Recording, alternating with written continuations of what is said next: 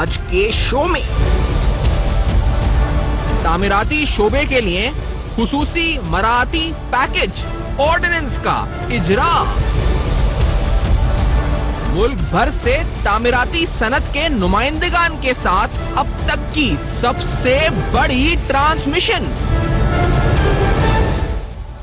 अस्सलाम वालेकुम। बस पर्दा हकाइक सनसनीखेज इंकशाफात, प्रोग्राम बेनकाब। मैं हूं आपके साथ सैफान खान। आज इस प्रोग्राम में बात होगी पूरे मुल्क से तामीराती शोबे से मुंसलिक अफराद से, वो माहिरीन या वो सनतकार या फिर वो जो इन्वेस्टर्स हैं जो सरमायाकारी करेंगे। और जो नया टैक्स अमेंडमेंट ऑर्डिनेंस 2020 आया है, जिसके तहत कुछ टैक्स कवानीन में छूट दी गई है, कुछ रद्दोबदल है, कुछ तब्दीलियां हैं, और एक बहुत बड़ा इंसेंटिव प्लान या आप कहें कि इंसेंटिव पैकेज है for builders and developers across Pakistan, specially वो जो कि लो कॉस्ट हाउसिंग में इस पर इन्वेस्टमेंट करेंगे। इस नए ऑर्डिनेंस के इजरा के बाद, जो कि फाइनली यानी पहले एक ऐलान करदा ऑर्डिनेंस था जिस पर हमने पूरे मुल्क से जो मुंसलिक थे तामीराती शोबे से, चाहे वो बिल्डर्स डेवलपर्स हों या अलाइड इंडस्ट्रीज हों, उनसे बात की थी। आज ये ऑर्डिनेंस आ चुका है, यानी कल ये ऑर्डिनेंस आ चुका है, इस पर दस्तखत हो चुके हैं सदर पाकिस्तान के। अब इस ऑर्डिनेंस के बाद क्या सूरत हाल है? अब जो है वो बिल्डर्स और डेवलपर्स, उनको डिलीवर करना है। वो अपने प्लान्स क्या रखते हैं, वो इस ऑर्डिनेंस के इतलाक के बाद उनके लिए कितना आसान होगा नए प्रोजेक्ट्स को लॉन्च करना, उनकी टाइमलाइन क्या कहती है, कितने नए प्रोजेक्ट्स तामीराती शोबा जो है वो कितनी डिलीवरी दे सकता है, क्या फ्रूट्स दे सकता है पाकिस्तान की मईशत को।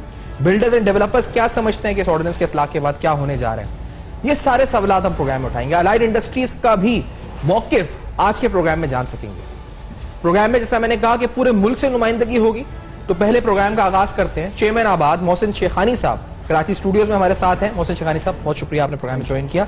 हमारे साथ जनाब शाहिद कुरैशी जो कि कंट्री हेड है बहरिया टाउन के, ऑन टेलीफोन कॉल बी पर हमारे साथ मौजूद हैं। शाहिद कुरैशी साहब, आपका भी बहुत बहुत शुक्रिया, आपने प्रोग्राम में ज्वाइन किया। मोहसिन शेखानी साहब, आपसे पहले आगाज करते हुए, ऑर्डिनेंस कब आएगा ये हमारा सवाल था। अब ऑर्डिनेंस आ गया है, अब आपका प्लान क्या है? अब आपके जैसे कहते हैं कि कोर्ट में बॉल है, now what is up to you कि अब आप क्या करने जा रहे हैं, क्या आपके प्लान्स? सबसे पहले तो गवर्नमेंट का, इमरान खान की, और जैसे उन्होंने ये पैकेज आपने कहा कि बिल्डर एंड डेवलपर्स के लिए पैकेज है, मेरा ख्याल है कि ये पैकेज ऐसा है जो पूरे पाकिस्तान के अवाम के लिए, एक इंडिविजुअल उन लोगों के लिए जिन्होंने कभी घर नहीं लिया था। लो कास्ट हाउसिंग में हमें तो इंसेंटिव दिया है, उन लोगों को मेन इंसेंटिव है जिन्होंने कभी घर नहीं लिया था, उसको 80% फाइनेंसिंग है, 20% सिर्फ उसने देना है। वो 30 लाख रुपए छोटी अमाउंट का घर देख रहे हैं, वो 5 मरले का घर होगा, 120 गज इसको हम कहते हैं यहाँ पे, और वो घर में वो उसको सिर्फ 8 लाख या 6 लाख रुपए देने, बाकी फाइनेंस होगा। और वो जो फाइनेंस की इंस्टॉलमेंट है वो घर में रहते हुए उसको देनी है। और वो इंस्टॉलमेंट ऐसी थी कि अगर वो नॉर्मल इंटरेस्ट रेट होता 10% होता तो उसकी इंस्टॉलमेंट सपोज 20,000 आएगी, तो उन्होंने सब्सिडाइज कर दिया, उसकी इंस्टॉलमेंट भी 10,000 आएगी, ताकि वो किराए के घर में ना रहे और हर पाकिस्तानी का एक ख्वाब जो अपना घर होता है वो पूरा हो। तो ये बहुत बड़ा इंसेंटिव है। जो 50 लाख घरों का था जो उन्होंने आबाद में आके अनाउंस किया था इलेक्शन से पहले, वो जाके अब इम्प्लीमेंटेशन की तरफ किया है। अब कानून बन गया, अब वो एक्टिविटीज होंगी। अब वो 50 लाख घर बनने का मतलब है कि size of the industry double से भी ज्यादा 3 टाइम हो जाएगी। तो वो आपकी इकोनॉमी पूरी मूव करेगी, अलाइड इंडस्ट्री मूव करेगी। इसके अलावा अगर आप पहला घर अपना बेचते हैं और आपको गेन जो भी होता है उस पर टैक्स था, वो खत्म कर दिया उन्होंने, कोई गेन टैक्स नहीं होगा। आप बगैर जो पैसे मिलते हैं वो आपके वाइट हो जाएंगे। आप जब पहला घर लेंगे तो आपसे मालूमात नहीं होगी फाइनेंस की, तो ये भी गवर्नमेंट ने फैसिलिटी दी है, ये दिसंबर तक दी है आपको फैसिलिटी, ताकि जितना जल्दी हो सके इस इंडस्ट्री को क्विक स्टार्ट करे। और हमारे पास टाइम है। अब आप समझे कि फाइनल वहां से फेडरल गवर्नमेंट का हो गया, प्रोविंस गवर्नमेंट में पंजाब और केपीके ने अपने रूल्स को फाइनल कर दिया, जो उनकी रिक्वायरमेंट है कि 30 दिन में अप्रूवल हो जाएगा।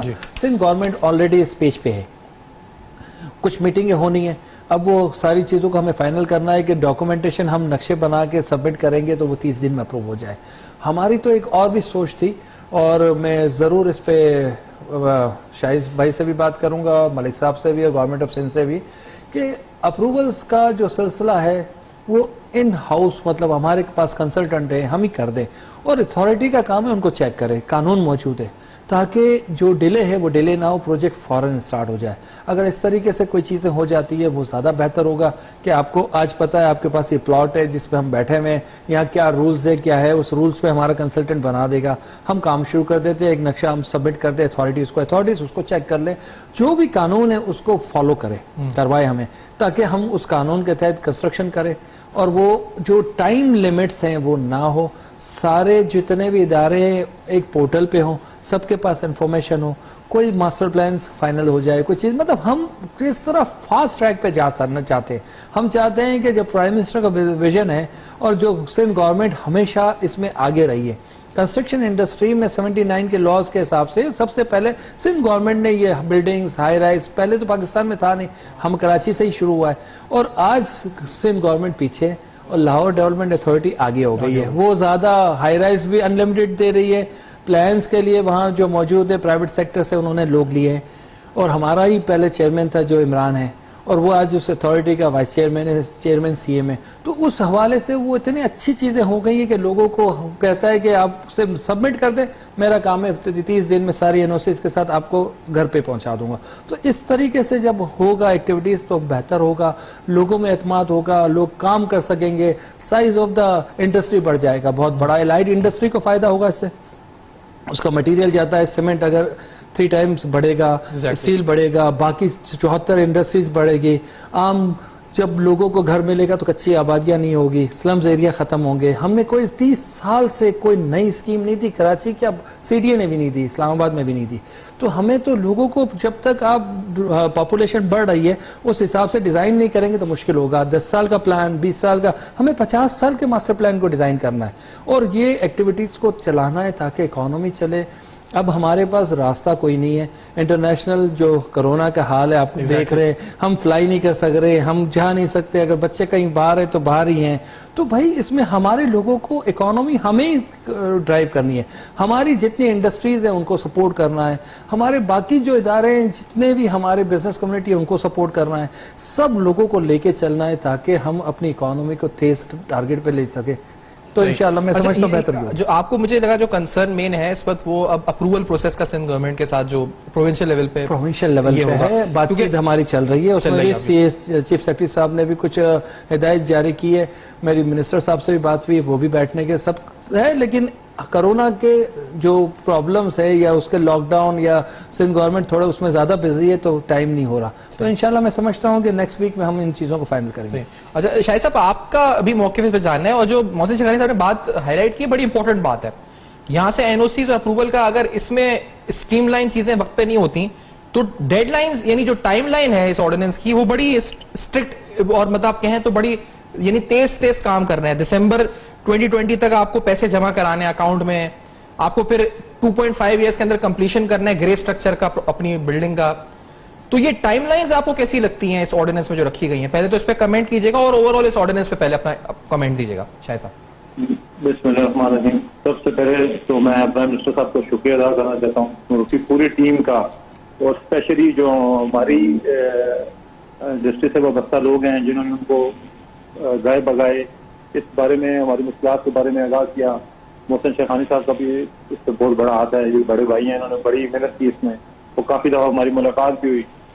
बहरहाल ये क्रेडिट जो है जी ये सबको जाता है, और मैं ये समझता हूँ कि ये जो काम हो चुका है इससे फ़ायदा उठाना जो है ना, ये हमारे लिए सबसे ज़रूरी बात ये है कि इससे फ़ायदा कितना उठाया जाए।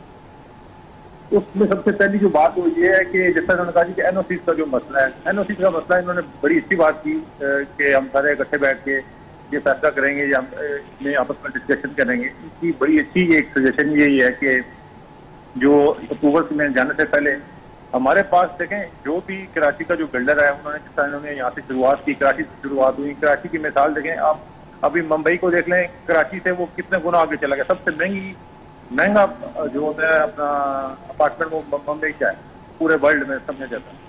तो ये नहीं कराची सबसे आगे था, लेकिन कराची को जितने सेटबैक हुए, कराची के लोगों को जितना तजर्बा है, मेरा नहीं ख्याल कि वो ये बिल्डिंग बनाने में उनकी बेहतरी समझता होगा और उनके पास जितने स्किल्ड लोग हैं। तो बात वही है कि अगर प्राइवेट सेक्टर में हमें ये फैसिलिटेट किया जाए, जिस तरह दुबई है, जिस तरह मलेशिया, उन्होंने तरक्की इसी की है कि वो उन्होंने अपने प्रोजेक्ट्स को डिफरेंट डिपार्टमेंट्स में बांट दिया था ताकि प्रोसेस में आसानी पैदा हो, जितनी जल्दी मुमकिन हो सके एनओसी वगैरह मिले, अप्रूवल मिले। ये सिर्फ गवर्नमेंट के पास का काम नहीं है। अगर आप सिंध को ही ले लें कि सिंध में 17 एनओसी चाहिए होते हैं एक बिल्डिंग को स्टार्ट करने के लिए, जिसमें से 4 जो है वो आपको सेंट्रल गवर्नमेंट देती है। वो बना तो 6 महीने का जो टाइम लाइन आपने दी इसमें तो मतलब 6 महीने इन्हीं के पीछे भाग भाग के उसका तो टाइम ही खत्म हो जाएगा बेचारे का। वो किस तरह पैसे जमा करवाएगा, किस तरह अप्रूवल लेगा उसको। अच्छा भाई लास्ट शाहिद साहब, ये जो आप पॉइंट हाईलाइट करें बड़ा इंपॉर्टेंट है। हमें एक ब्रेक का कमर्शियल ब्रेक है, इस पे जाना है, तो इस बात को यहीं से हम कंटिन्यू करेंगे जो शाहिद कुरैशी साहब कह रहे हैं, इसको बात को यहीं से जोड़ के आगे बढ़ाएंगे। मोहसिन शेखानी, शाहिद कुरैशी दोनों नुमाइंदे हैं अहम तरीन इस शोबे, इस इंडस्ट्री के, तामीराती शोबे के। आप प्रोग्राम देख रहे हैं, आज सबसे बड़ी ट्रांसमिशन होने जा रही है, अलाइड इंडस्ट्रीज भी होंगी आगे जाकर इस प्रोग्राम में, दीगर इस वक्त शहरों से भी आबाद के मेंबर्स और दीगर डेवलपर्स और बिल्डर्स भी होंगे। After the very very short break हम दोबारा आपको ज्वाइन करेंगे, हमारे साथ रहिए।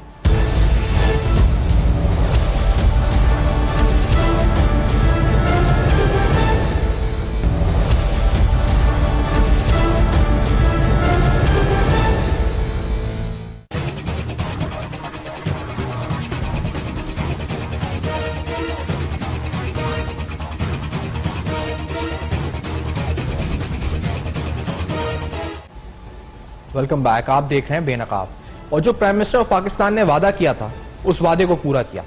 कंस्ट्रक्शन इंडस्ट्री का दर्जा मिलना, उसके साथ एक ऑर्डिनेंस का इजरा, जिसके बाद कुछ अहम टैक्स कवानीन के अंदर रद्दोबदल, कुछ टैक्स छूट, इनकम टैक्स ऑर्डिनेंस और दीगर कवानीन में रद्दोबदल।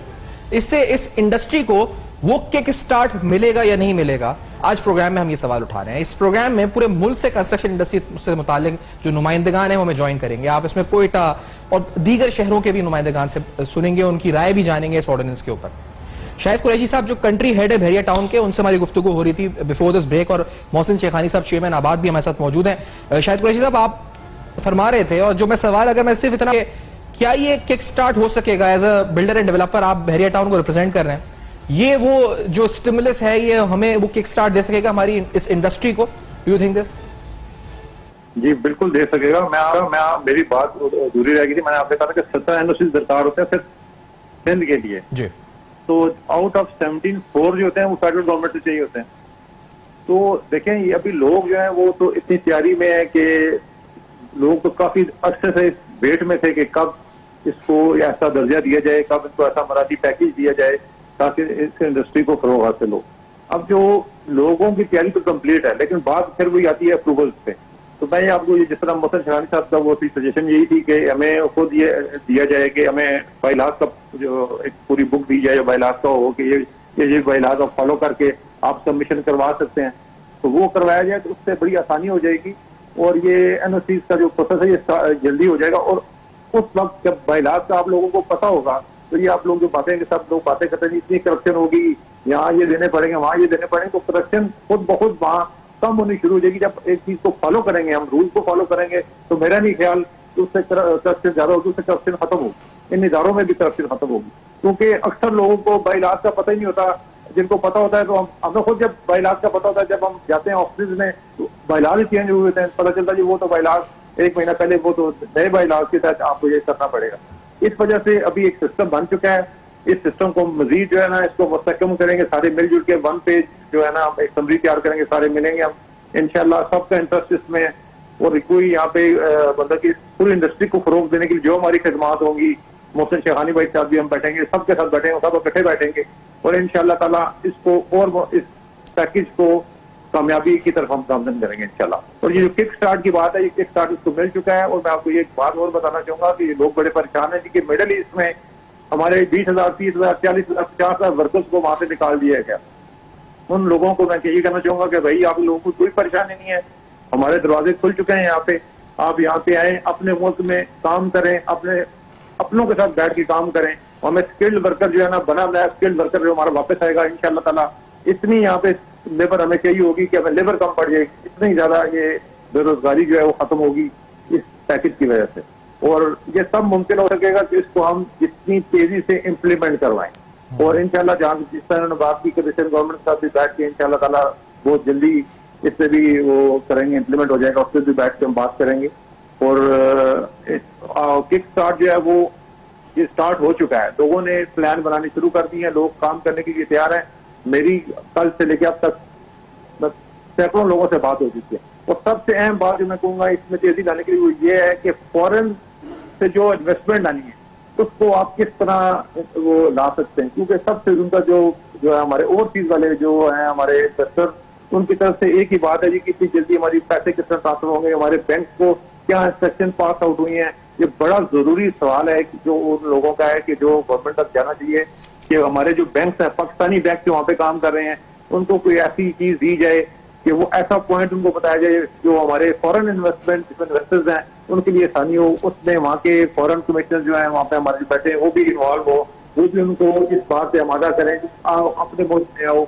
उसके लिए सबसे बेहतरीन जो सजेशन वो ये है कि जिस तरह प्राइम मिनिस्टर साहब खुद इस पर फुल मीडिया कंपेन एक चले, खुद उसको लीड करें प्राइम मिनिस्टर साहब, वो उनकी आवाज में एक दम है, उनकी आवाज में हम है, उनको वो एक लीडर आदमी है, तो उनको चाहिए कि वो लोगों को बताएं कि आप आए अपने मुल्क में पैसे लगाएं, इस पैकेज से फायदा उठाएं। मेरा नहीं ख्याल कि आप नहीं देख रहे, अगर कुछ पहले 30% लोग आए थे, मेरे ख्याल में 80% लोग आप पाकिस्तान आने की तैयार हो जाए अगर उनको फिजा कायम की जाए, एटमॉस्फेयर ऐसा लाया जाए जिसकी वजह से उन लोगों को ये महसूस हो कि हम यहाँ पे महफूज हैं, हमारी सरमायाकारी महफूज है, उसको यकीनी बनाया जाए। और स्टेट बैंक को ऐसा प्रोसीजर बनाना चाहिए कि जिसकी वजह से फॉरेन रेमिटेंस जितनी जल्दी यहाँ आ सके वो आए। क्योंकि 31 जो दिसंबर की डेडलाइन है, मेरा नहीं ख्याल कि ये इनफ होगी, क्योंकि मौसम भाई से भी आप इस बारे में ख्याल कीजिएगा कि 31 दिसंबर तक सारी चीजें इंप्लीमेंट होना, लोगों को थोड़ा सा टाइम जो है ना वो देना चाहिए, क्योंकि काम तो इंशाल्लाह स्टार्ट हो जाएगा। लेकिन मैं कहता हूँ कि ज्यादा से ज्यादा कामयाब बनाने के लिए हमें जो स्टेप हम उठा सकते हैं उठाएं, और उसके लिए जरूरी है कि फॉरेन इन्वेस्टमेंट लाने के लिए भी हमें लोगों को मराहते देनी पड़ेंगी, उनको भी इस पे एग्री करना पड़ेगा और एक बेहतरीन किस्म की कंपेन चलानी पड़ेगी जिससे लोगों को हम आमादा करें। ठीक है, अच्छा मराद भी नहीं तो कम से कम पॉलिसी गाइडलाइन बैंक की तरफ से आप कह रहे हैं ना कि आसानी उनको पता तो हो कि है क्या। वो प्राइम मिनिस्टर साहब कोई अवेयरनेस कैंपेन लॉन्च कर, मुझे साहब 3 बातें उन्होंने, एक तो अप्रूवल प्रोसेस पे बात की है, उस पर मैं चाहूंगा क्योंकि हम पूरे पाकिस्तान आपको देख रहे हैं और आप चेयरमैन आबाद हैं, जो सिंध में आप कोशिश कर रहे हैं उसको एक बार फिर जरा बता भी देंगे क्या आप चाह रहे हैं इसको स्ट्रीमलाइन करने के लिए। दूसरी, बैंक्स की जो पाकिस्तानी बैंक्स की शाखें हैं बैरून मुल्क, फॉरेन इन्वेस्टर्स को फैसिलिटेट करने के लिए, क्यों पैसा है और वो चाहें कि वो उसका फायदा उठा सकें, उनके लिए क्या है। और तीसरी जो 31 की डेडलाइन है, इसके ऊपर आप 3 चीजों पर आप क्या कहना चाहेंगे। पहले तो अप्रूवल्स के लिए नॉर्मली जो हमारी डिस्कशंस है जी फेडरल गवर्नमेंट के साथ, उनका था अगर 30 डेज में आपको अप्रूवल्स कर देंगे और 30 डेज में सारे इदारे ऑन बोर्ड होंगे और वो आप सबमिट करेंगे। अगर कोई ऑब्जेक्शन नहीं है तो वो आपको चीज़ें, सिंध बिल्डिंग कंट्रोल में भी इसी तरीके से हमारी बात हुई, HDA में, लाहौर डेवलपमेंट में भी, CDA में भी, 2 गवर्नमेंट KPK और पंजाब गवर्नमेंट एक पेज पे है, फेडरल गवर्नमेंट के साथ है, एक ही को गवर्नमेंट है, सिंध में एक डिफरेंट गवर्नमेंट है। और थोड़ी सी चीज़ें ऐसी होती है कि वहाँ पे चीज़ों को बताना भी है कि यार कंस्ट्रक्शन एक्टिविटीज़ कितनी इंपॉर्टेंट है और हम सबको लीड करने की ज़रूरत है, सिंध को भी। तो मेरा ख्याल है कि सिंध भी अभी चाह रहा है, जैसे मिनिस्टर से और हमारी जो बातचीत हो रही है चीफ सेक्रेटरी से, हमारे तरफ उनके जो इंस्ट्रक्शंस आ रही है, वो भी चाह रहे हैं कि जो फेडरल गवर्नमेंट है जिस तरह कह रही है उस तरह हो जाए। लेकिन इसमें मेरा यही एक था कि इन चीज़ों में टाइम का ज़िया है, पॉलिसीज़ बननी, हमारे पास टाइम कम है, हमारे पास 31 तारीख दिसंबर है। अगर हमें 31 दिसंबर तक जब तक प्रोसीजर और बनता है, ये जो प्रोजेक्ट्स है इन लैंड से अगर वेरीफाई हो जाती है DC से, या जो अथॉरिटीज है उसका लेसर है वो वेरीफाई करता है, तो हमें पता है रूल्स क्या है, हमें हर एरिया का चीज़ों का बायलॉज पता है। हमारे कंसल्टेंट उस बायलॉज पे हमारे काम शुरू कर दें और वो अंदर प्रोसेस चीज़ें चलती रहे जो भी है। लेकिन वो गवर्नमेंट डिपार्टमेंट जो हमने बना रहे हैं, बिल्डिंग बना रहे हैं या डेवलपमेंट कर रहे हैं, वो कानून और बुक्स तो अपनी जगह मौजूद है, हम उस बुक के हिसाब से काम शुरू कर देते हैं और गवर्नमेंट से उसको चेक कर ले, जो भी जो कानून है उसको वो फॉलो करते हैं। तो मेरा ख्याल है कि बहुत आसान हो जाएगा, हमें महकमों के चक्कर नहीं काटने पड़ेंगे, हमें जो एक डिले प्रोसेस है, एक करप्शन वाले चीजें भी हैं वो भी खत्म हो जाएगी, आसान हमें करने की आपकी सजेशन मतलब ये कि हम काम आप शुरू कर दें साइमल्टेनियसली, वो NOC अप्रूवल वाला प्रोसेस हो जाए। मैं कह रहा हूं कि जब कानून में मौजूद है कि मैंने इस एरिया में 1 लाख फुट बनाना है और 1 लाख फुट मेरा कंसल्टेंट को वो फिक्स कर दें कि ये 20 कंसल्टेंट है, ये इन चीजों को करेंगे, ये कंसल्टेंट से अगर आप नक्शा पा बनाएंगे तो कंसल्टेंट की रिस्पॉन्सिबिलिटी हो जाएगी, वो डिजाइन भी चेक करेंगे, वो रूल्स भी चेक करेंगे और हमसे भी इंप्लीमेंट कराएंगे। तो उसमें कोई वायलेशंस भी नहीं होगी, काम भी शुरू हो जाएगा और आपको अथॉरिटी के चक्कर नहीं लगाने पड़ेंगे, तो ज्यादा बेहतर हो जाएगा। नंबर 1 तो आपका अप्रूवल्स का हो अच्छा, दूसरी बात जो बैंक्स की बात है और उसके साथ 31 की जो डेडलाइन की बात है, ये एक ब्रेक के बाद मोहसिन शेखानी साहब आपसे जानेंगे। एक छोटा सा ब्रेक लेते हैं नाज़रीन। कुछ अहम पॉइंट्स हैं इस ऑर्डिनेंस के इतलाक से कंस्ट्रक्शन इंडस्ट्री के हवाले से, कुछ अहम इश्यूज जो कहीं भी इस वक्त इतनी तफसीली जिससे बात नहीं हो रही। इस ब्रेक के बाद मजीद गुफ्तगू, हमारे साथ रहिए।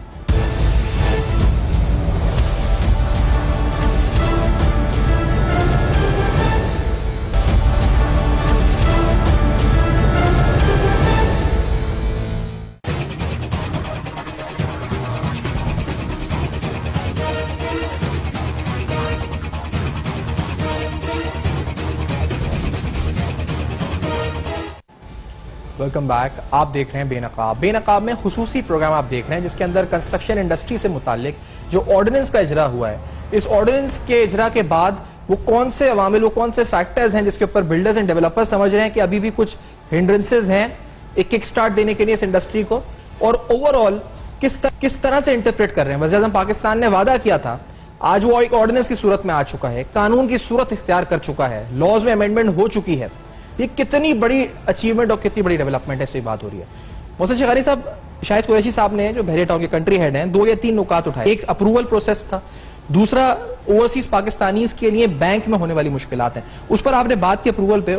अगर ओवरसीज पे हम बात करें या अप्रूवल पे कुछ और कहना है आप चाहें मजीद तो। अप्रूवल में जैसे हम बात कर रहे थे, कैटेगराइजेशन हो जाए जी। देखें, बहरिया के पास इन हाउस पूरा सेटअप है, उनके पास सारे लोग, आर्किटेक्ट भी हैं, इंजीनियर्स भी हैं, इसी तरह कंसल्टेंट हर जगह मौजूद है। हम लोग नक्शे ही कंसल्टेंट से अप्रूव कराते हैं। आर्किटेक्ट बनाएगा, स्ट्रक्चर इंजीनियर उसको डिजाइन करेगा, वेटिंग इंजीनियर वेट करेगा। तो इन हाउस सब लोगों के पास पूरे सेटअप्स हैं। अगर हम आउटसोर्स कर देते हैं तो हमारे लिए और गवर्नमेंट के लिए आसान हो जाता है। गवर्नमेंट के लिए कि उनको इतना बोझ नहीं आता और ये क्विक स्टार्ट हो जाता है। ये 6 महीने का टाइम है तो ये आउटसोर्स हो गया, वो रिस्पॉन्सिबल हो।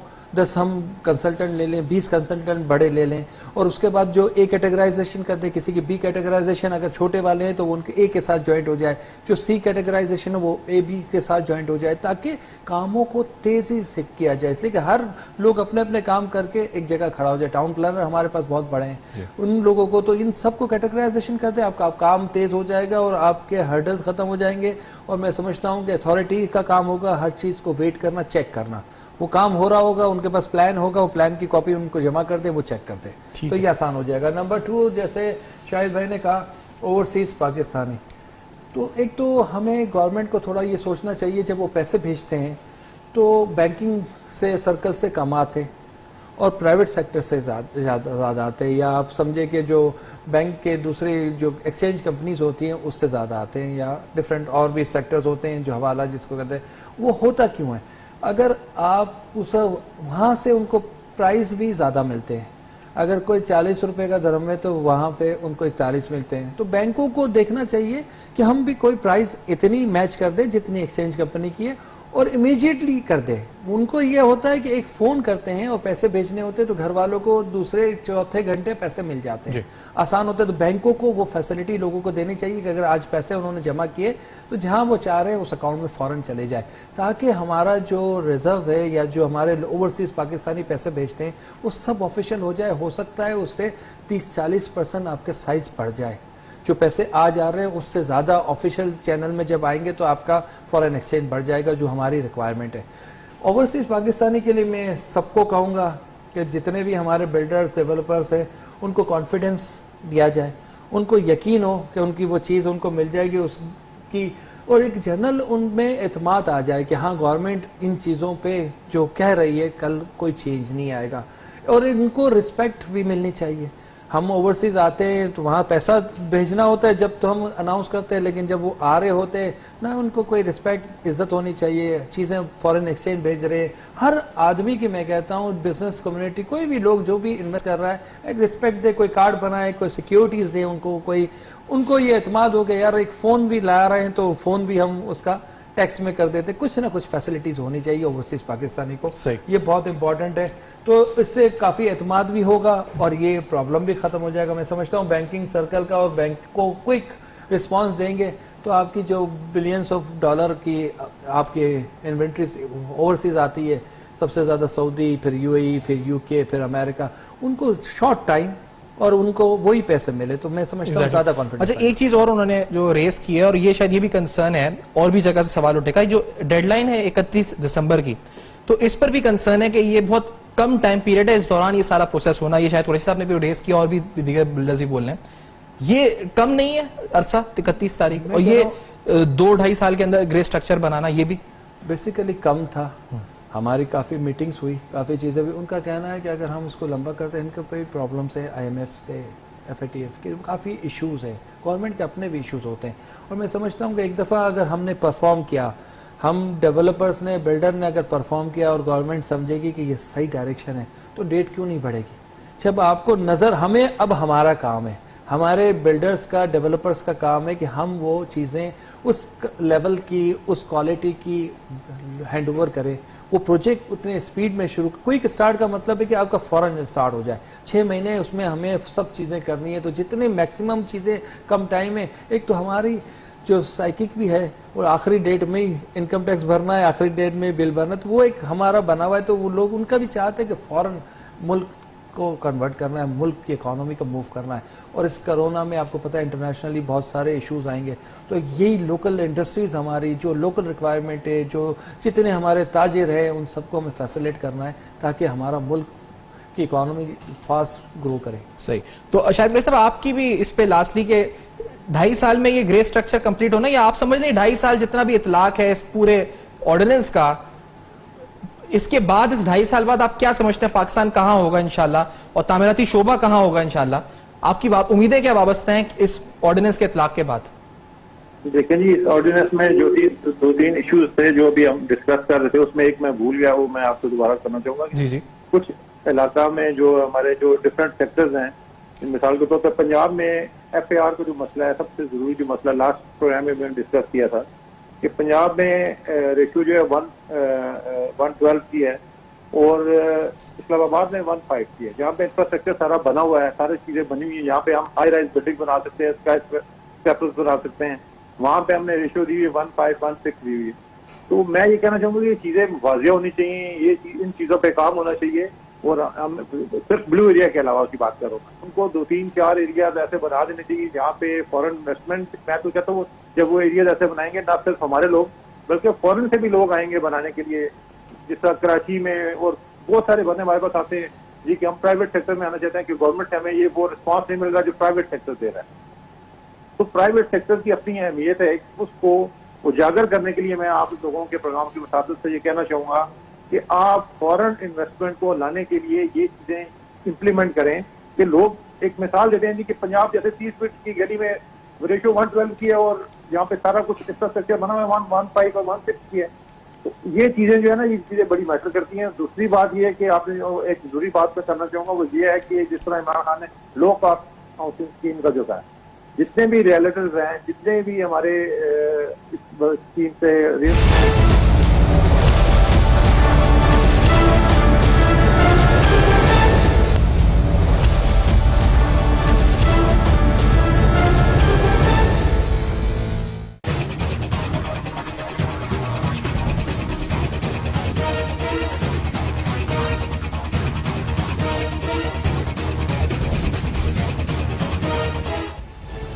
Welcome back. आप देख रहे हैं बेनकाब, और आज खुसूसी ट्रांसमिशन है अब तक की, और आज इस खुसूसी ट्रांसमिशन में आप ये जान सकेंगे कि पूरे मुल्क से रद्द-ए-अमल क्या है, बिलखुसूस कंस्ट्रक्शन इंडस्ट्रीज के में अहम बिल्डर्स और डेवलपर्स का। हम पूरे मुल्क से बात कर रहे हैं, हम पूरे मुल्क में मौजूद बिल्डर्स एंड डेवलपर्स से बात करेंगे। आपने अभी बहरिया टाउन के कंट्री हेड को सुना, चेयरमैन आबाद मोहसिन शेखानी को सुना, और रद्द-ए-अमल जाना कि जो वज़ीर आज़म साहब ने ऐलान किया था स्पेशल इंसेंटिव पैकेज का, उस ऐलान के मुताबिक एक ऑर्डिनेंस अब आ चुका है। उस ऑर्डिनेंस के इजरा के बाद वो कौन सी मुश्किलात हैं जो समझती है कंस्ट्रक्शन इंडस्ट्री, जो कि अब इंडस्ट्री का दर्जा हासिल कर चुकी है, जो अभी भी रुकावटें हायल हैं, वो क्या हैं, और बिलखुसूस ये जो 2-2.5 साल का अरसा होगा जिसमें इस ऑर्डिनेंस से फायदा उठाकर बहुत से प्रोजेक्ट्स पाकिस्तान में नए आएंगे, तमाम शहरों में आएंगे, तो उससे कितना किक स्टार्ट, यानी इस इंडस्ट्री का साइज कितना बढ़ सकेगा, क्या ये पाकिस्तान की इकोनॉमी को वो किक स्टार्ट दे सकेगा जिसकी हमें जरूरत है, और क्या ये स्टिमुलस होगा हम तमाम ट्रेड इंडस्ट्री के लिए यहां से, और जो तामीराती शोबा है वो लीड करेगा यहां से। बहुत से अहम सवाल। बेरोजगारी के हवाले से अभी आप बहरिया टाउन का मौके सुन रहे थे, जो कंट्री हेड हैं वो कह रहे थे कि पाकिस्तान से बाहर जो लोग 40,000 बेरोजगार हुए हैं, यहां इतनी जॉब्स क्रिएट होंगी कि स्किल्ड लेबर यहां आ सकेगा और वो जॉब्स कर सकेगा।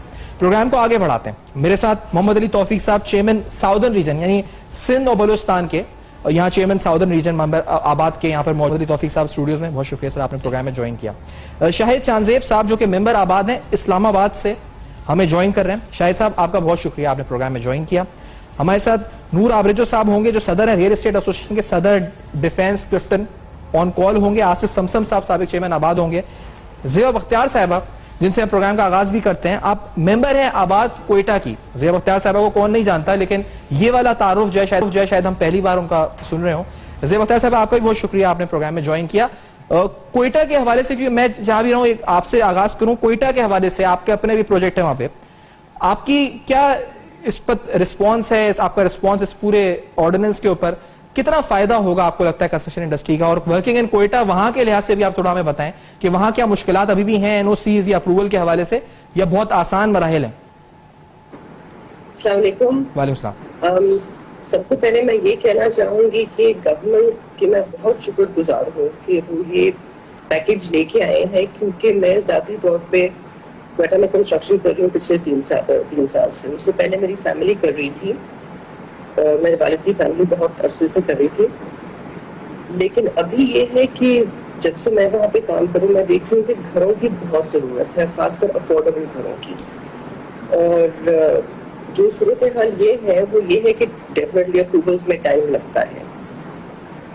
ये पैकेज बहुत अच्छा है, लेकिन इसमें जरूरत ये होगी कि गवर्नमेंट को भी जैसे हमें तेजी करना है, जैसे मोहसिन शेखानी साहब ने कहा और जिस पे आपने भी वजाहत की कि टाइम का जब हमारे ऊपर एक टाइम कैप है, एक डेडलाइन है, तो उसके लिए हम सब कुछ साथ चल के इस चीज को इस ख्वाब को हम सच कर सकते हैं। और उसमें गवर्नमेंट की सपोर्ट चाहिए होगी, क्योंकि डिलेज हम अफोर्ड नहीं कर सकते। हमने ज़ाहिर है रोजगार भी देना है लोगों को, वो घर भी डिलीवर करने हैं। ये बहुत जरूरी है कि हम साथ मिलकर एक दूसरे को सपोर्ट करके चलें।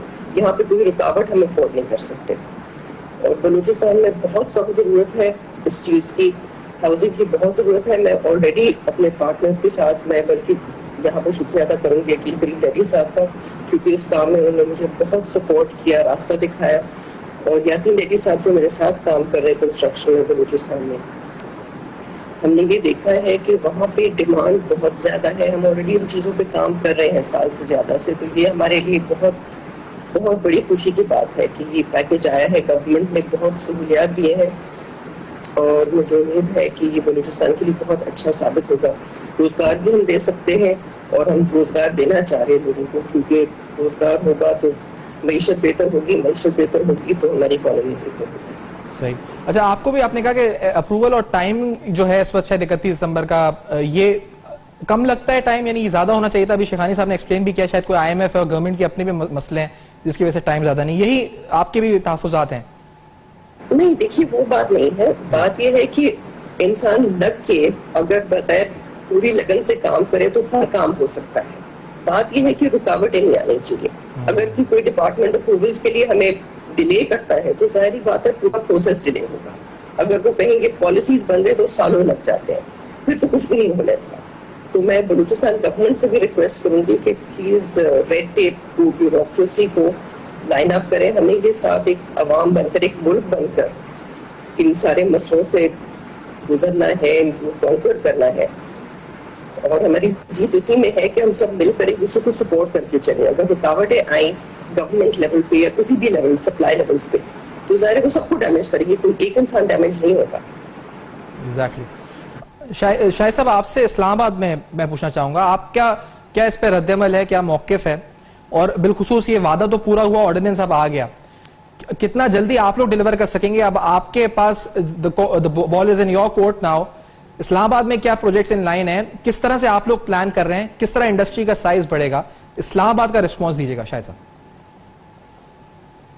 बहुत शुक्रिया सर आपका टाइम देने का। इसलिए ये बहुत बड़ा एक टर्नओवर चावल होगा मेरे हाल में कंस्ट्रक्शन इंडस्ट्री के लिए। और इस्लामाबाद में इसको जिस तरह देखा जा रहा है, जैसे मोहसिन शेखानी भाई ने मैंने बताया आपको कि हमारा इससे सबसे पहले जो बड़ा इशू है वो ये है कि जो अप्रूवल्स वगैरह का है हमारे, क्योंकि जहाँ पे अथॉरिटी जो है CDA वगैरह के साथ ज़्यादा अप्रूवल्स वगैरह का रहता है, तो हमारा भी उनके सजेशन यही थी कि इसको किसी कंसल्टेंट के साथ या प्राइवेट तौर के ऊपर किया जाए, क्योंकि CDA की ऐसी कैपेसिटी नहीं है कि वो इतने बड़े लेवल के ऊपर जाके इतनी अप्रूवल दे सके। जब तक पहला स्टेप ही क्लियर नहीं होगा, ये टैक्स का या अमाराती पैकेज सेकंड स्टेप पे ऊपर आता है। पहला स्टेप ये है कि भाई ये प्रोजेक्ट किसी तरीके से स्टार्ट हो सकें। इनके अप्रूवल्स के लिए आपको पता है कि जो यहाँ पे प्रॉब्लम चलते आ रहे हैं, काफी सालों से दिखते हम आ रहे हैं, इसमें अगर जिस तरीके से गवर्नमेंट ने एक अमाराती पैकेज इसके लिए दिया और एक फिक्स टैक्स के ऊपर कर दिया गया है, अगर इसी तरीके से CDA का या अप्रूवल अथॉरिटी की जो अप्रूवल्स वगैरह हैं उसके ऊपर भी फिक्स टाइम के ऊपर कर दिया जाए, और दूसरा साथ साथ टाइम के साथ साथ हम ये भी देखते हैं कि यहाँ पे थोड़ा सा माहौल को बेहतर करने की जरूरत है। जिन लोगों ने हमें यहाँ पे अप्रूवल्स वगैरह देनी होती है, आप ये देख रहे हैं कि पिछले कुछ अरसे से माहौल पकड़ दकड़ का जो शुरू हुआ है, जो अप्रूवल देने वाले हैं उनके ऊपर FIA के बाद का NAP का हो, उसके ऊपर काफी ज्यादा सख्ती वगैरह चलती रहती है। तो जो ऑफिसर काम करने वाले भी होते हैं, जब तक आप उनको कॉन्फिडेंस नहीं देंगे तो वो अप्रूवल्स वगैरह में बहुत सी प्रॉब्लम आ जाती हैं। पैकेज के हवाले से मैं ये कहना चाहूंगा कि ये पाकिस्तान का है इससे बड़ा 70 साल की तारीख में इससे बड़ा पैकेज नहीं आया। एक फिक्स टैक्स के हवाले से ऑलमोस्ट जो हमें तकरीबन कोई 35% के तौर अपनी इनकम के ऊपर जो टैक्स देना पड़ता था, अब वो अराउंड कोई आप अगर उसको दूसरी तरह कैलकुलेट करें तो वो 10-1% तक रह जाएगा। और जब आप फिक्स कर देते हैं किसी चीज को भी तो आप करप्शन के रास्ते को बंद कर देते हैं। यही हमारा इसका भी मुतालबा ये होगा कि इस चीजों के साथ जो CDA की अप्रूवल्स या और अथॉरिटीज की अप्रूवल्स हैं इनको भी एक फिक्स कर दिया जाए। जब आप फिक्स करेंगे लेकिन के साथ साथ मॉनिटर भी किया जाए। अगर आप इसको मॉनिटर नहीं करेंगे उस तरीके से जिस तरीके से करना है, तो ये शायद इसका वो रिजल्ट ना निकल सकें जो गवर्नमेंट एक्सपेक्ट कर रही है, क्योंकि जब तक आपको अप्रूवल्स नहीं मिलेंगी हम आगे अगला स्टेप पे जा ही नहीं सकते। इसलिए मैं तो फिर भी यही जो पहले भी उन्होंने बताया ये चीज करना चाहूंगा। दूसरी चीज ये है कि जो बैंकिंग सेक्टर है पूरी दुनिया में वो एक बिल्डर और आप इसे करें एंड यूजर के लिए एक ब्रिज का रोल करता है। हमारे यहाँ पे प्रॉब्लम ये रहा है काफी अरसे से कि आप ये देखते हैं कि उसमें काफी ज्यादा ये फुकदान पाया जाता है कि अगर बैंकिंग सेक्टर को आप देखें तो वो उस तरह एंड यूजर को जो परचेजर हैं उनको वो इतनी फैसिलिटेट नहीं कर पाता। आप पूरी दुनिया में उठा के देख लें, इसके बगैर कभी भी बिल्डिंग सेक्टर जो है या एंड यूजर को आप फैसिलिटेट नहीं कर सकते जब तक आप एक ब्रिज का लोड बैंक की सूरत में इसको लेके नहीं आएंगे। तो इसके लिए इनको चीजों को देखने की जरूरत है। साथ साथ मैं ये भी कहूंगा कि इसके साथ साथ जो हमारी इसमें एक अच्छी चीज जो नजर आती है वो ये है कि जो इसमें एक बेनिफिट जो एक दिया गया है व्हाइट मनी का। पहले हम जो टैक्स वगैरह दिया करते थे उसके ऊपर 1 करोड़ के ऊपर अगर आप उसको नॉर्मली देखें तो तकरीबन अगर हम 25 लाख रुपए की एक उन्हें टैक्स देना पड़ता था, तो हमारी जो व्हाइट मनी थी वो 1 करोड़ रुपए की वो शो होती थी। इस दफा गवर्नमेंट ने उसमें हमें इसको 10 टाइम इंक्रीज कर दिया है, यानी कि अगर आपकी वो जो 25 लाख रुपए आप जो टैक्स देते थे और 1 करोड़ आपकी व्हाइट होती थी वो तकरीबन अब अगर आप चाहें तो उसमें 2.5 करोड़ रुपए तक आपको वो मिल सकती है। जब ये चीजें आएंगी तो इससे चीजें आगे मजीद बेहतर होने की सूरत हाल पैदा हो जाएगी। और ये बहुत अच्छा इकदाम था गवर्नमेंट का। जी अच्छा, मोहम्मद रफी साहब आपसे भी, क्योंकि ये जो इस्लामाबाद से आवाज आई है और जो इस वक्त बलूचिस्तान से भी है और जो मोहसिन शेखानी साहब से बात हो रही थी, वो मेनली जो बात हो रही है वो उस पर हो रही है कि जो प्रोविंशियल एनओसीज और अप्रूवल है उस प्रोसेस को किस तरह फैसिलिटेट किया जाए। यहाँ आप सिंध रीजन को, आप साउदर्न रीजन को हेड कर रहे हैं, सिंध हुकूमत से क्या जो मामलात यहाँ से तय होने उस हवाले से कोई बातचीत या कोई प्लेटफॉर्म बन रहा है आगे इस मामलात को ले जाने के लिए ताकि ये टाइमलाइन अचीव कर सकें आप लोग 31 दिसंबर की? बिस्मिल्लाहिर्रहमानिर्रहीम। पहले तो आपका शुक्रिया कि आज आपने इनवाइट किया। देखिए, सिंध गवर्नमेंट से ये पैकेज तो अभी आया है कंस्ट्रक्शन इंडस्ट्री के लिए, और मेरे ख्याल से इस वक्त जो हम जिस फेज में चल रहे हैं कोरोना की उसके अंदर, तो अभी तो बात करना मुनासिब नहीं है। मैं समझता हूँ कि हम इसके ऊपर हमने वैसे बात करके रखी हुई थी, अगर ये कोरोना नहीं आता तो मैं समझता हूँ बहुत सी चीज़ों के अंदर और रिलीफ सिंध गवर्नमेंट से मिल जाता हमको। और ये जो 1 महीने की अप्रूवल का प्रोसेस है ये भी इंशाल्लाह हम पाइपलाइन के अंदर है, और मैं समझता हूँ ये कोरोना हटने के बाद बहुत सी चीजें और अच्छी सिंध गवर्नमेंट की तरफ से भी हमको खुशखबरियां नजर आएंगी इंशाल्लाह इसमें। सही। दूसरा मैं ये बैंक की बात भी यहाँ पे अभी ये जो पैकेज इस वक्त आया, जो पैकेज इस वक्त आया है, ये पैकेज एक्चुअली देखिए समझना ये है कि पैकेज इतनी बहुत टाइम बाद आया है।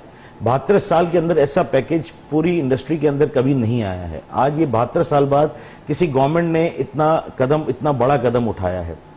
दूसरा, इससे कितनी इंडस्ट्रीज चल रही हैं, 72 इंडस्ट्री के साथ कितनी छोटी इंडस्ट्रीज हैं, ये अंदाजा लगाना मुश्किल है कितना लोगों को कारोबार चल रहा है, कितना उसके अंदर लोगों को बेनिफिट मिलने वाला है इस पैकेज से। अब अगर सिंध गवर्नमेंट भी इस पे आ जाती है एक पेज के ऊपर और 30 डेज के अंदर अगर सिंध गवर्नमेंट अपनी अप्रूवल्स हमको शुरू कर देती हैं तो मैं समझता हूं कि ये हम बहुत आगे हमारी इंडस्ट्री चली जाएगी। कंस्ट्रक्शन सेक्टर जो है वो पूरी दुनिया के अंदर सेकंड लार्जेस्ट सेक्टर कहलाता है आफ्टर एग्रीकल्चर, और हर दुनिया के हर मुल्क ने, जो आप समझ ले सिंगापुर हो गया, अभी श्रीलंका है, दुबई है, बहुत से मुल्क है जिन्होंने इस सेक्टर को यूज करके आज कहां से कहां पहुंच गए हैं। तो सिंध गवर्नमेंट को भी इनिशिएट करना चाहिए इसके अंदर, और बहुत बड़ा अपना जो इनका जो, क्योंकि हायर ऐसे कॉन्सेप्ट देने वाला ये शहर है, कराची है। एग्जैक्टली हम ये बिल्डर हैं जिन्होंने हायर ऐसे कॉन्सेप्ट दिया पूरे दुनिया, पूरे मुल्क के अंदर। पाकिस्तान में इससे पहले कभी हायर बिल्डिंग नहीं बनती थी। कोयटा बलूचिस्तान हो गया, अभी आबाद ने एक डीजी बुलाया था गवादर को आबाद में, और उन्होंने जब आके देखा और उन्होंने अनाउंस कर दिया, उन्होंने सारी अप्रूवल्स खोल दी गवादर के अंदर, उन्होंने जो बैन लगा था सब खत्म कर दिया। तो मैं समझता हूँ ये बहुत बड़ा आबाद का एक रोल है इसके अंदर, और हम सबको इसके साथ मिलके, हमको सिंध गवर्नमेंट को, अगर सिंध गवर्नमेंट साथ आती है, वरना फेडरल को इसके अंदर थोड़ा बहुत अपना इनके अंदर भी इनपुट करना पड़ेगा। अदरवाइज हम ये जो पैकेज आया है, देखिए इसके अंदर आज ऑनगोइंग प्रोजेक्ट हैं, अप्रूवल्स जो है ऑनगोइंग अप्रूवल चल रही हैं, उनको फायदा हो जाएगा। जिनकी अप्रूवल्स नहीं होगी उनको फायदा नहीं होगा, जैसे ज़ेबा बख्तियार साहब ने साहिबा ने बोला या दूसरे साहब ने बोला, तो वो फायदा नहीं होगा। और हमको अगर फायदा लेना है तो सिंध गवर्नमेंट को अप्रूवल देना पड़ेगा 1 महीने के अंदर। एनओसीज आती रहेंगी, जो एनओसीज रुक जाएंगी, वो जो अगर कोई इनके साथ प्रॉब्लम है तो हम बैठ के उस चीज को हल करने को तैयार है उसमें। ठीक है, एक ब्रेक की तरफ बढ़ते हैं। आप नाज़रीन जान रहे हैं बलूचिस्तान हुकूमत से, सीडीए से और इस सिंध से जो एडमिनिस्ट्रेशन है उन सबसे मुतालबा है कि अब वो एक पेज पर आकर इस अप्रूवल प्रोसेस को आगे बढ़ाएं और इसको मजीद स्ट्रीमलाइन करें। इस ब्रेक के बाद कुछ और अहम सवाल और जो आप हमारे मेहमान हैं इनसे मजीद बातचीत, इस ऑर्डिनेंस और इसके इतलाक से मुतालिक बैंक का किरदार क्या होगा और दीगर हवाले से टैक्स कवानीन पर भी बात होगी। इस ब्रेक के बाद हमारे साथ रहिए।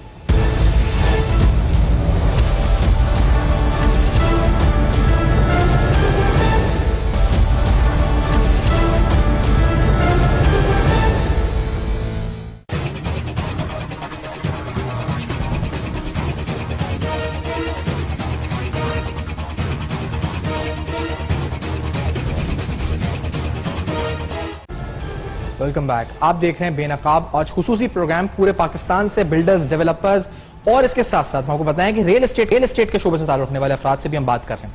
हमारे साथ नूर आबरेजो साहब भी इस प्रोग्राम में मौजूद हैं, जो कि सदर हैं रियल एस्टेट एसोसिएशन के। आप इस वक्त डिफेंस और दीगर मार्केट्स क्या कराची में बिलखुसूस बिलउमूम क्या होने जा रहा है रियल एस्टेट मार्केट में इस ऑर्डिनेंस के बाद, ये भी उनसे बात करते हैं। नूर साहब, क्या इंपैक्ट आप देख रहे हैं बेसिकली जो रियल एस्टेट मार्केट है, जो परचेज और सेल है प्रॉपर्टी की, नई या पुरानी या प्लॉट्स की, उस पर क्या फर्क आपको लगता पड़ेगा इस मामले का, इस ऑर्डिनेंस का?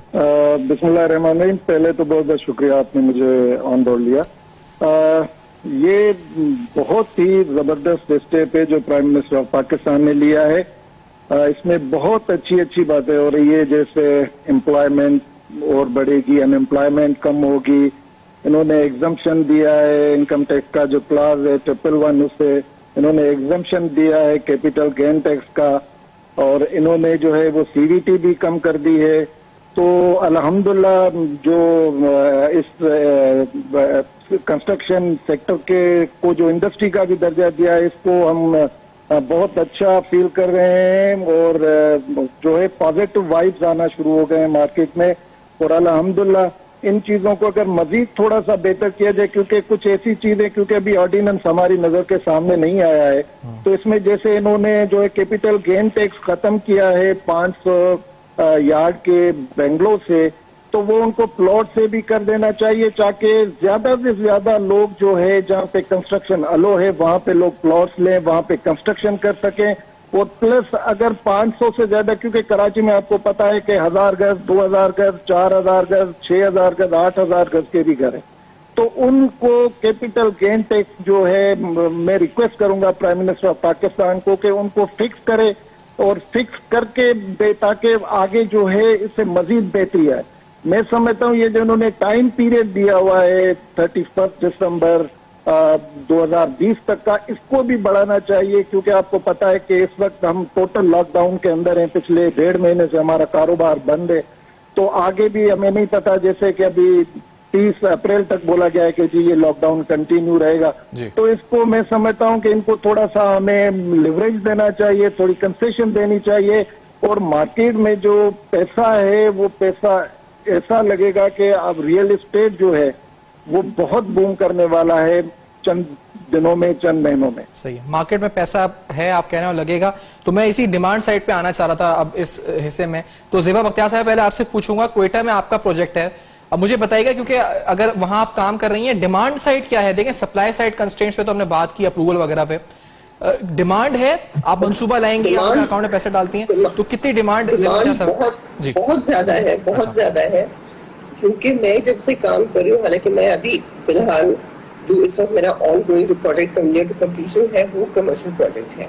उसके अलावा हाउसिंग तो ये हमारी प्रोजेक्ट प्लानिंग में है, लेकिन जितने लोगों ने आके मुझसे दुकानें ली है उन सब ने कहा है कि हमें घर भी चाहिए। उसके अलावा ये है कि डे टू डे लोगों से मुलाकात होती है, और बात यह है कि अपना घर, अपने घर की मिल्कियत हर किसी के लिए ख्वाब है, अपना अच्छा तो एक बहुत बड़ी नेमत है।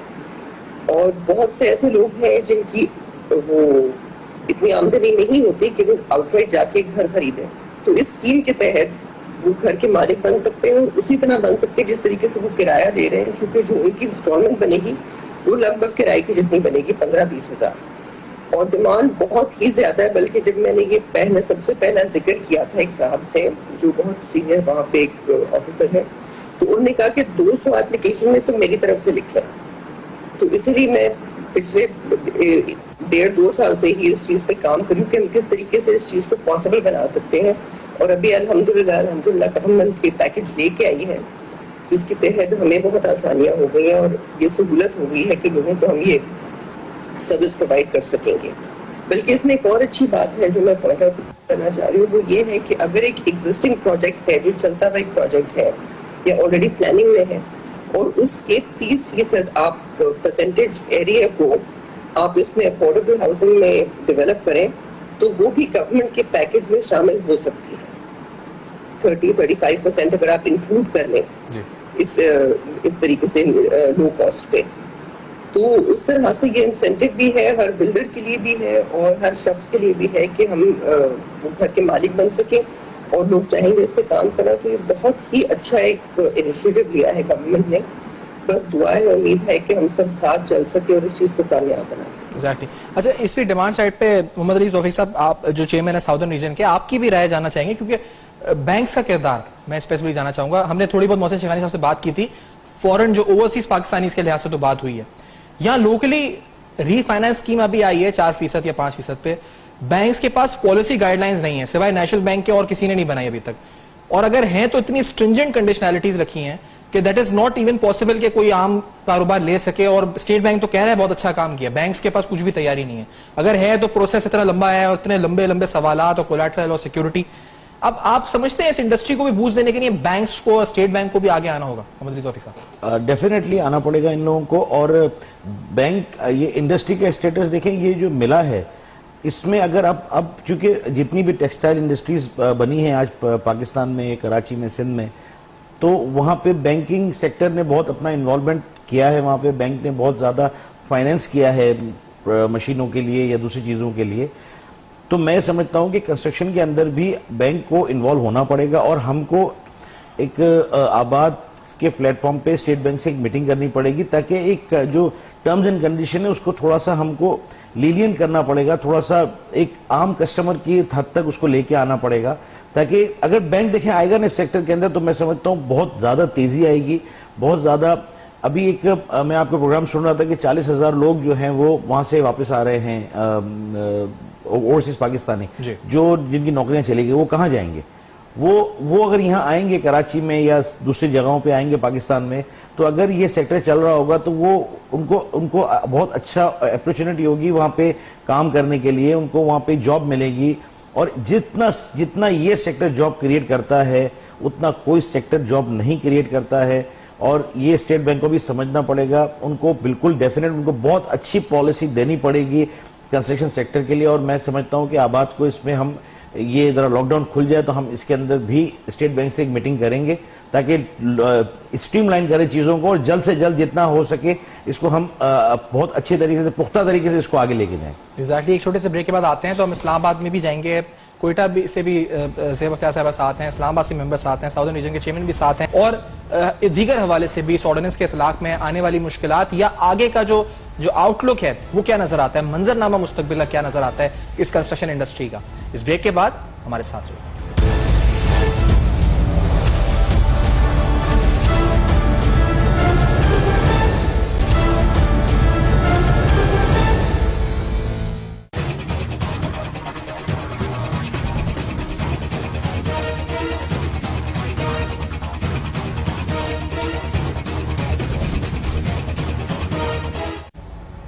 Welcome back. आप देख रहे हैं बेनकाब, और बेनकाब का आज खुसूसी प्रोग्राम। पूरे मुल्क से हम जान रहे हैं कि बिल्डर्स एंड डेवलपर्स का क्या रिएक्शन है, क्या रद्द-ए-अमल है और ऑर्डिनेंस कंस्ट्रक्शन इंडस्ट्री के हवाले से स्पेशल इंसेंटिव पैकेज वो जो कि ऑर्डिनेंस की शक्ल इख्तियार कर गया, उसका इजरा हो गया है, कानून की सूरत इख्तियार कर गया, उस पर हम रद्द-ए-अमल जान रहे हैं। इस्लामाबाद में शाहिद जानजेब साहब, आपसे हम बात करेंगे कि ये इस्लामाबाद में कितने प्रोजेक्ट्स 31 दिसंबर की डेडलाइन पर आप क्या कहते हैं, यानी कितने डेवलपर्स और बिल्डर्स हैं जो अब फायदा उठाने जा रहे हैं, और इस्लामाबाद की एक्टिविटी जो है कंस्ट्रक्शन की उस पर क्या पॉजिटिव इंपैक्ट पड़ रहा है? नंबर्स अगर बता सकें, कितने प्रोजेक्ट्स इजाफा हो सकता है इसमें?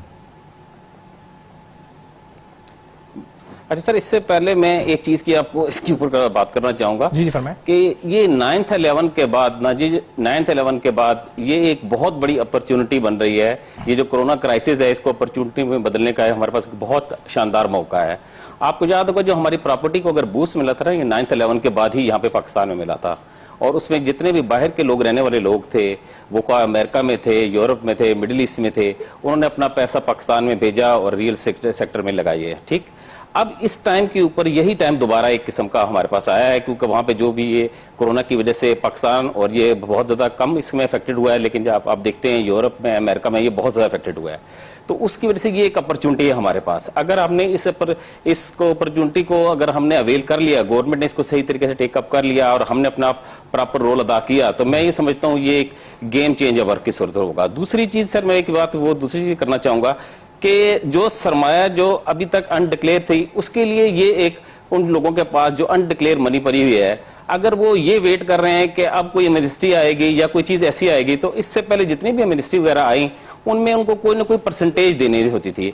ये वाहिद टाइम है पिछले 50 साल में कि ये एक ऐसा एक उनके पास एक ऐसी अपॉर्चुनिटी आई है कि वो एक XXX सेक्शन के अंदर अगर वो इसमें कि अपनी इन्वेस्टमेंट शेयर करते हैं तो उनको किसी के किस्म का भी इसके ऊपर किसी किस्म का भी कोई टैक्स अदा नहीं करना, सिर्फ इसके अंदर एक अपना पूल करना है, और उसके बाद जब उनको इनकम जनरेट होगी उसके ऊपर भी सिर्फ एक फिक्स टैक्स देना है। अगर ये दो चीजें अगर इस तरीके से अगर उन्होंने ये कर लिया, और ये अगर उन्होंने अभी भी अनडिक्लेयर मनी वाले ये वेट कर रहे हैं कि अगर वो कोई और एक मिनिस्ट्री आएगी, तो मेरे ख्याल में इसके बाद कोई ऐसा मौका दोबारा नहीं आएगा। अच्छा, इसके बाद ये वाहिद हमारा मुल्क है जी। देखें, इसके अंदर पाकिस्तान के अंदर लैंड भी मौजूद है, और सबसे बड़ी चीज ये है कि डिमांड एंड सप्लाई। अगर आपके पास यहाँ पे हमारे पास डिमांड मौजूद है, अगर हमने सप्लाई को प्रॉपर कर लिया, जिस तरह के ये टैक्स का मराती पैकेज आ गया, इस तरीके से अप्रूवल्स को हमने अगर बेहतर कर लिया और अप्रूवल का सारा का प्लान बेहतर हो गया, तो आप ये देखेंगे कि ये बहुत तेजी से एक चेंज हो जाएगा। तीसरी आपने बात की इस्लामाबाद के हवाले से, तो मैं ऐसे समझता हूँ कि इस्लामाबाद क्योंकि कैपिटल है और तमाम दुनिया के लोगों की इसके ऊपर नजरें लगी होती हैं। हमारे यहाँ पे जो भी अभी प्रोजेक्ट वगैरह चल रहे थे, मैं ये समझता हूँ ये 100 टाइम इससे में इंक्रीजिंग की गुंजाइश है। और मुझे ये लग रहा है कि जब से ये चीजें, ये पैकेज आया है, ये चीजें आ रही हैं, हमें मुख्तलिफ इन्वेस्टर्स वगैरह, हमारे परचेजर वगैरह कॉल करते हैं, और उससे ये फील हो रहा है कि ये एक बहुत बड़ी एक इंडस्ट्री के तौर के ऊपर आएगी। और आते हुए कुछ वक्त में, क्योंकि इसके साथ आपको पता है बहुत सी इंडस्ट्री अटैच हैं, तो हम ये एक बहुत बड़ा चेंज ओवर देख रहे हैं इस्लामाबाद, स्पेशली इस्लामाबाद के हवाले से। अच्छा, आसिफ समसम साहब से हम बात करेंगे, जो कि साबिक चेयरमैन है साउदर्न रीजन आबाद के, कन्वीनियर भी हैं FPCI कमेटी के ऑन कंस्ट्रक्शन। आसिफ साहब, आपका रद्द-ए-अमल क्या है इस प्रोजेक्ट के ऊपर, इस ऑर्डिनेंस के ऊपर और प्रोजेक्ट्स पर, और आपके जो बिल्डर्स एंड डेवलपर्स की एक्टिविटी पर क्या इंपैक्ट आप देखते हैं? जी आसिफ समसम साहब, मेरी आवाज आ रही है? जी आवाज आ रही है आपको मेरी? जी फरमाइए आसिफ साहब। जी देखें, हम डे फर्स्ट से ये बात कर रहे हैं, जिस दिन से इस पैकेज का अनाउंसमेंट जो वजीर आजम साहब ने किया था, कि हमने डे फर्स्ट से ये बात इनको हाईलाइट करने की कोशिश की कि देखें जब तक सिंध में अप्रूवल का टाइम कट डाउन नहीं किया जाएगा, जब तक सिंध में जो फेडरल की एनओसीआं हैं उनका टाइम कट डाउन नहीं किया जाएगा, या 45 दिन की जो ये बात, देखें इस पैकेज में बुनियादी बात ये नहीं है कि टैक्स एफटीआर से तो एफपीआर का फायदा है। जो टैक्स वो कलेक्ट करती थी लास्ट ईयर, जो उन्होंने कलेक्ट किया, इस साल वो इससे डबल कलेक्ट कर जाएगी। लेकिन हम इसलिए इस पे खुश हैं कि हम कम से कम उन धक्कों से, ऑडिट से या उस फेड से बच जाते हैं जो हमें फेस करना पड़ता है। अच्छा, बात हम कर रहे थे कि इस 45 दिन की बात, तो देखें इस 45 दिन में एनओसीज की जो बात की जा रही है, जैसे अभी मैं सुन रहा था आपकी बात के ब्लैक मनी, देखें ब्लैक मनी हमारे आबाद के सारे मेंबर डिक्लेयर्ड, अपना प्रोजेक्ट उनके डिक्लेयर्ड हैं, उनके जराए डिक्लेयर्ड हैं, वो सारे टैक्स पेयर हैं। जो ब्लैक मनी अगर कहीं पे है या किसी ने रखी है, तो वो अगर इस सेक्टर में आ जाए तो उसको इसका बेनिफिट मिल सकता है कि उनकी पैसे वाइट हो जाएंगे, और सेकेंड हैंड पे ये हो जाएगा कि एक रोजगार, एक सिस्टम, अलर्ट इंडस्ट्री चल जाएगी। ये बहुत अच्छा, मैं समझता हूँ इस पैकेज की बहुत अच्छी बात है। लेकिन ये सिंध में इसलिए भी मैं नहीं समझता कि ये मुमकिन है कि जो टाइम है, और सबसे बड़ी बात ये कि 2.5-3 साल से कराची जो सबसे बड़ा हब है वर्टिकल तामीरात का, मैं प्राइम मिनिस्टर शुरू दिन से ये मैंने देखा है कि उनकी ख्वाहिश है कि वर्टिकल की तरफ जाया जाए, बहुत अच्छी बात है। लेकिन हमारे यहाँ एसपीसीए के बायलॉज जो है वो मैच नहीं करते उस वर्टिकल से। हम काफी टाइम से इस पर कोशिश कर रहे हैं। मैं खुद स्टैंडिंग कमेटी में कराची चैम्बर की तरफ से मेंबर हूँ, स्टैंडिंग कमेटी एसपीसीए में। लेकिन हमारी कोशिश के बावजूद हम ये बायलॉज 2002 के हैं, आज हम 2020 में हैं, हम उस बायलॉज को अपडेट नहीं करवा सक रहे, पहली बात। दूसरी बात, 2.5-3 साल से काम बंद है, और इस वक्त आज की मैं बात बता रहा हूँ कि सैकड़ों प्रोजेक्ट हमारे जो डिक्लेयर्ड यानी कानूनी तौर पे जो कन्वर्ट हुए थे, वो कमर्शियल रोड पे, वो डिक्लेयर्ड कमर्शियल रोड पे कन्वर्जन जो प्रोजेक्ट थे वो अप्रूवल के लिए रुके हुए हैं, और सिंध बिल्डिंग कंट्रोल अथॉरिटी उनकी अप्रूवल नहीं दे रही।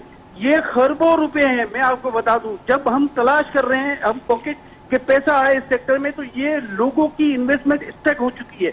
वो declared plot, declared commercial road पे वो प्लॉट जहां लोगों ने इन्वेस्टमेंट की हुई है,